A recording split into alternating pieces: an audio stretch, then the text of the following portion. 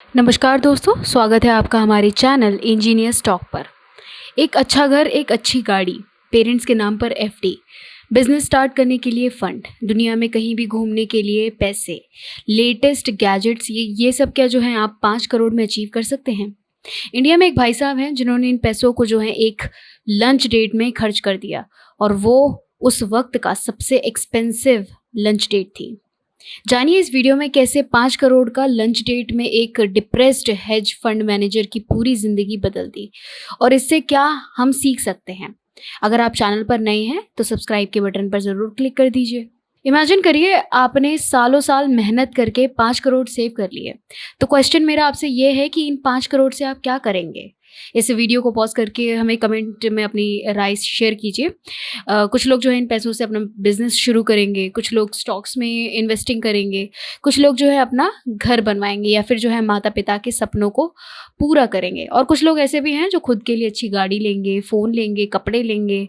पर शायद ही कोई ऐसा व्यक्ति होगा जो इन 5 करोड़ को वॉरेन बफेट के साथ लंच डेट में खर्च करना चाहेगा। स्पेयर एंड मोनिश पाबरी ने 5 करोड़ रुपए दिए थे वॉरेन बफेट के साथ लंच करने के लिए 2007 में, क्योंकि उन्होंने $6,50,000 पे किए थे इस लंच के लिए। गाइस, स्पेयर हमेशा से वॉरेन बफेट को अपना आइडियल मानते थे।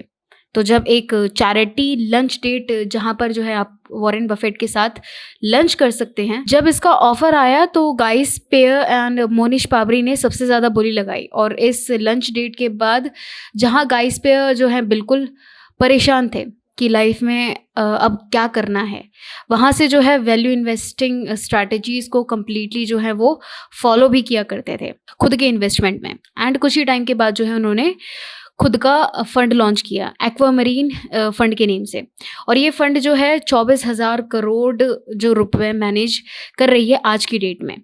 Aquamarine fund value investing strategies को जो है फॉलो करती है।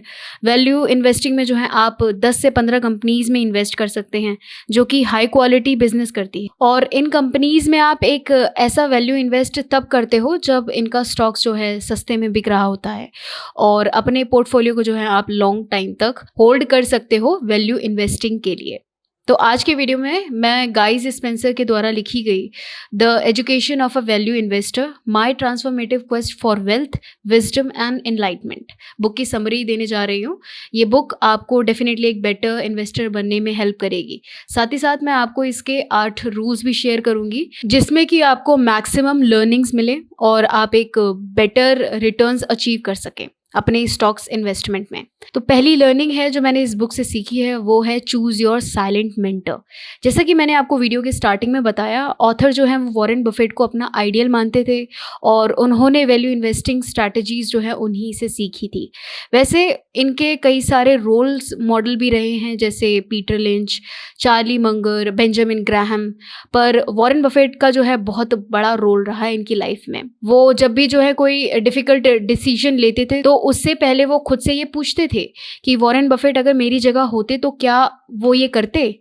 और ऐसा कई बार हुआ भी है कि इस क्वेश्चन की वजह से जो है उन्होंने कई सारे गलत इन्वेस्टमेंट डिसीजन लेने से वो बचे हैं। तो दोस्तों, जो भी आपका गोल है, चाहे वो आपकी जॉब हो, बिजनेस हो, या फिर जो है इन्वेस्टिंग हो, आप अपना एक मेंटर ज़रूर बनाएं, और उसके जो है बेस्ट आइडियाज़ हैं, हैबिट्स हैं, बुक्स हैं, और लाइफ लेसन्स को जो है अपनी लाइफ में ज़रूर अपनाएं।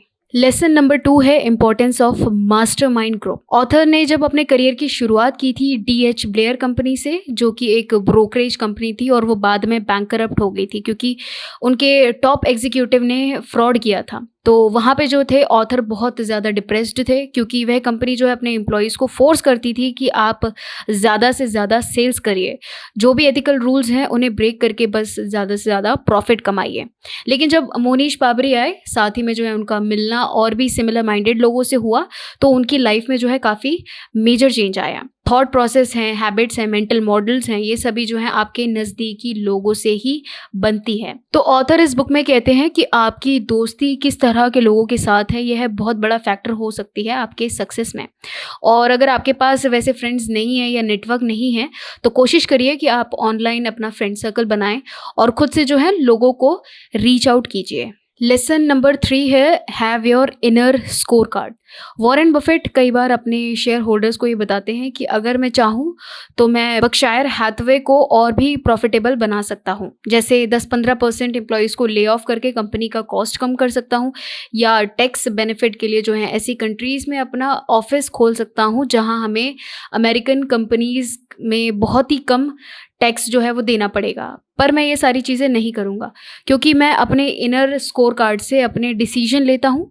तो गाइज़, स्पेंसर भी जो है इसी मेंटर मॉडल को यूज़ करते हैं। खुद का एक इनर स्कोर कार्ड बनाया है जहाँ पर वो अपने लाइफ के इम्पॉर्टेंट डिसीजन अपने आप को खुश करने के लिए लेते हैं, ना कि कोई दूसरों को खुश करने के लिए। तो ये थे 3 major lessons from the book. अब आते हैं 8 रूल्स पर जो इस बुक में शेयर किए गए हैं, जो आपको हेल्प करेगा एक अच्छा इन्वेस्टर बनने में और साथ ही साथ जो है वो ज़्यादा रिटर्न्स कमाने में।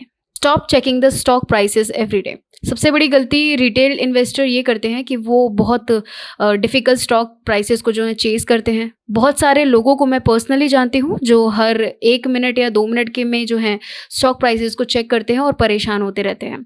ऑथर कहते हैं कि ये कांस्टेंट मूवमेंट की वजह से ही जो है आपके चांसेस बढ़ जाते हैं डिस्ट्रैक्शन के, और जब आप डिस्ट्रैक्ट होते हो तब आपका जो फ़ियर है वो भी बढ़ जाता है और उस फ़ियर की वजह से आप जो है गलत इन्वेस्टिंग करने लग जाते हो। उसके बाद रूल नंबर 2 ये है कि if someone tries to sell you something, don't buy it. Author को जब थोड़ी सक्सेस मिलने लगी अपने फंड मैनेजमेंट की, तो अक्सर कई सारे जो हैं सेल्समैन उनके पास आया करते थे प्रोडक्ट्स एंड सर्विसेज बेचने के लिए। स्टार्टिंग में ऑथर को जो है बहुत इंपॉर्टेंट महसूस हुआ, पर कुछ ही दिनों बाद ये रियलाइज़ हुआ कि जो भी मेरे पास आते हैं कुछ बेचने के लिए, उनमें उनका ज़्यादा फ़ायदा होता है ना कि मेरा। वो वही प्रोडक्ट या सर्विसेज बेचते हैं जिनमें उनको सबसे ज़्यादा कमीशन जो है मिलने वाली होती है। इसलिए उन्होंने एक रूल बनाया है और जो वो आज तक फॉलो करते हैं कि अगर सेलर को उनको कुछ ऑफ़र करना होता है तो वो तुरंत मना कर देते हैं। फिर रूल नंबर 3 है stop talking to management. Author कभी भी टॉप मैनेजमेंट की बातें सुनकर या उनका इंटरव्यूज़ देकर जो है उनमें पर्सनली मिलकर स्टॉक्स नहीं खरीदते हैं, क्योंकि उनका मानना ये है कि टॉप मैनेजमेंट के पास एक यूनिक टैलेंट होता है, जिससे कि अगर उनकी कंपनी अच्छा परफॉर्म नहीं भी कर पा रही है, लेकिन फिर भी वो ऐसे प्रेजेंट करते हैं कि कंपनी का फ्यूचर जो है कितना ब्राइट है। आप इसमें इन्वेस्ट करिए, आपको जो है बहुत पैसे मिलने वाले हैं। उसके बाद रूल नंबर 4 है gather investment research in right order. ये रूल जो है सबसे इंपॉर्टेंट है इस बुक का। ऑथर कहते हैं कि जब आप अपने इन्वेस्टमेंट के लिए स्टॉक्स ढूंढ रहे होते हो तो जो है बिल्कुल राइट ऑर्डर में इसको ढूंढिए।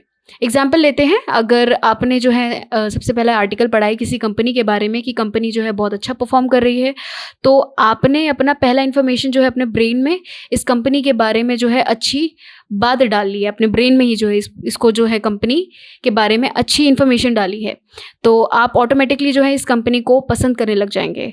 और यह एक ह्यूमन टेंडेंसी है कि हम जो है पहला इन्फॉर्मेशन पे बहुत ज़्यादा रिलाई करते हैं।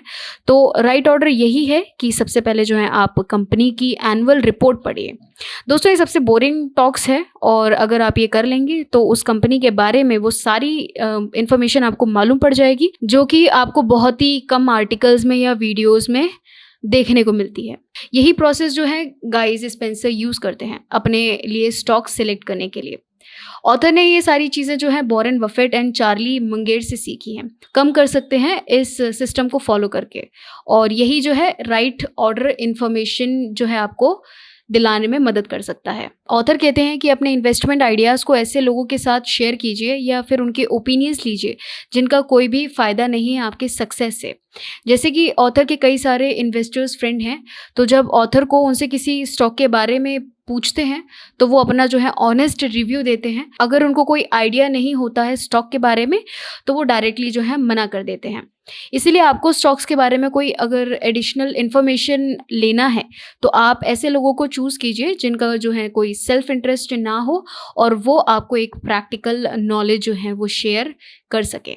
फिर इसके बाद बात करते हैं रूल नंबर 6 की, और वो है never buy or sell stocks when the market is open.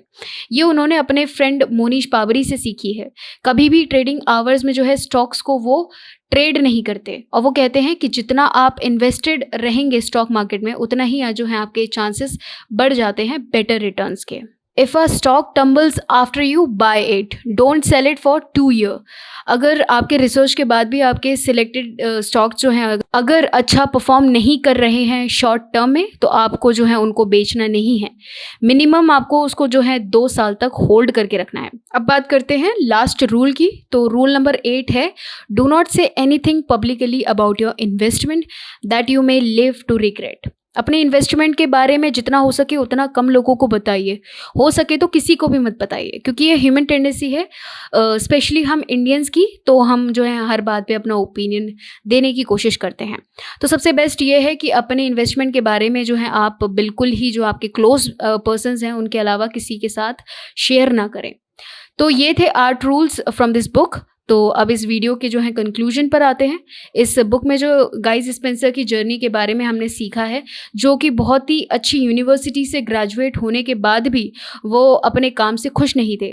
उनके ग्रीड की वजह से वो जो है कोई स्कैम या फ्रॉड भी कर सकते थे, लेकिन तभी उनके लाइफ में वॉरेन बफेट, जिसे वो अपना साइलेंट मेंटर मानते थे, उनकी वैल्यू इन्वेस्टिंग फिलॉसफी से गाइड्स पिक करके अपनी लाइफ को जो है उन्होंने कम्प्लीटली चेंज कर दिया।